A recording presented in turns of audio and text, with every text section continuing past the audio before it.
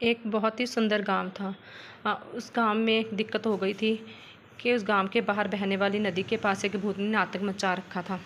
तभी गांव के लोग आपस में बातें करते रहते हैं। एक औरत दूसरी औरत के पास आकर बात करती है कि बहन, तुमने सुना है गांव के बाहर जो जंगल है ना, वहाँ पे जो नदी बहती है, वहाँ पे एक भूतनी ने आतंक मचा रखा है। शाम के समय कोई भी इंसान वहाँ पे जाते हुए भी डरता है। वहाँ पे जब भी जाते हैं तो वहाँ पे बड़ा खतरा हो जाता है।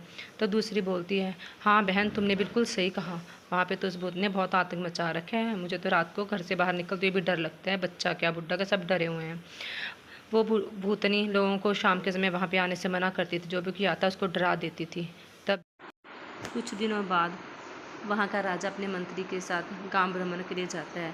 तब अपने मंत्री से कहता है, मंत्री क्या बात है, सारा गांव में कोई सुनसान कैसे है ये।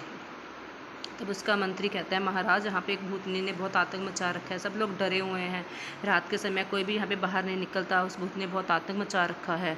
मैं देखता हूँ शायद वो भूतनी अभी भी यहीं कहीं पे ही होगी। अचानक से वो भूतनी उनके सामने आ जाती है और वो कहती है, तुम्हारी हिम्मत कैसे हुई रात के समय यहाँ आने की? क्या तुम्हें नहीं पता ये इलाका रात को मेरा हो जाता है और किसी की हिम्मत नहीं है कि वो मेरी आज्ञा के बिना इस जंगल में रात के समय आए। तुम यहाँ पे क्या करने के लिए आए हो? चले जाओ यहाँ से, वरना मैं तुम्हें खा जाऊँगी, मार डालूँगी मैं सब लोगों को। चले जाओ यहाँ से। रात के समय यहाँ पे कभी कोई मत आना, चले जाओ यहाँ से, भाग जाओ। वो इतनी बात कहती है कि तभी राजा उसको कहता है कि ये मेरा शहर है, मेरे लोग हैं, और तुम्हारी हिम्मत कैसे हुई उन सबको डराने की? मैं तुम्हें नहीं छोड़ूंगा, मैं तुम्हें मार डालूंगा।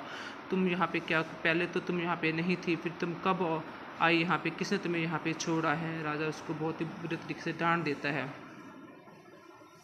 तो वो भूतनी मन ही मन सोचती है कि ये मुझसे डरा कैसे नहीं?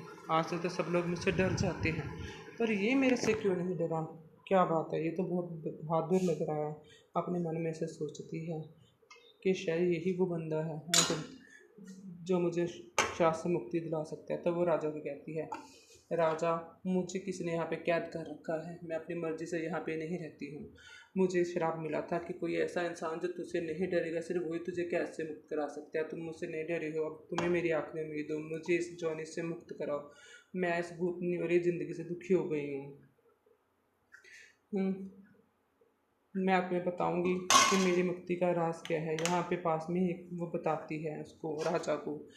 राजा उसकी बात सुनता है और कहता है, ठीक है, मैं तुम्हारे मुक्त होने में मदद करूंगा, पर तुम मुझसे वादा करो कि जैसे ही मैं तुम्हें मुक्त कर दूंगा तो तुम यहाँ से चली जाओगी। तुम यहाँ पे नहीं रुकोगी एक भी क्षण के लिए, और मेरे नगर वासियों को किसी को भी नहीं डराओगी।